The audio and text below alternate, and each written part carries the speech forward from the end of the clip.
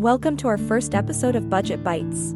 I'm excited to share budget-friendly and delicious recipes with you. In this series, we will focus on easy meals made with inexpensive ingredients. So, let's get started on today's recipe, and don't forget to subscribe for more budget-friendly meal ideas. Today's budget bite will be a classic Indian dish that's perfect for a comforting and budget-friendly weeknight dinner. This Dahl recipe is packed with flavor, and it includes a can of diced tomatoes, which adds a nice depth of flavor and a bit of acidity to the dish. Plus, it's perfect for using up any lentils or split peas you have in your pantry.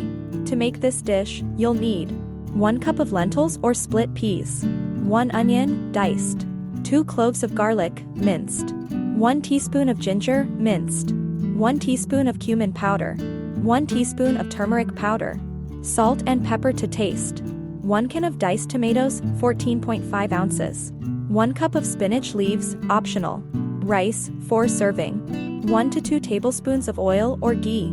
Start by rinsing the lentils or split peas in a strainer, then add them to a pot with 4 cups of water.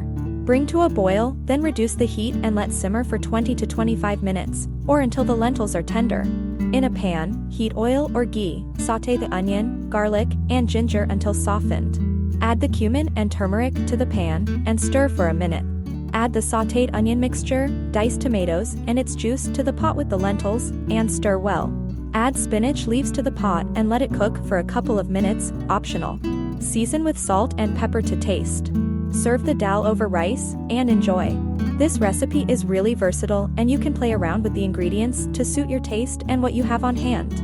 You can also add other vegetables such as carrots, bell peppers, or zucchini for added nutrition. I hope you enjoyed this recipe and try it at home. Don't forget to subscribe to my channel for more budget-friendly and delicious meal ideas. Thanks for watching.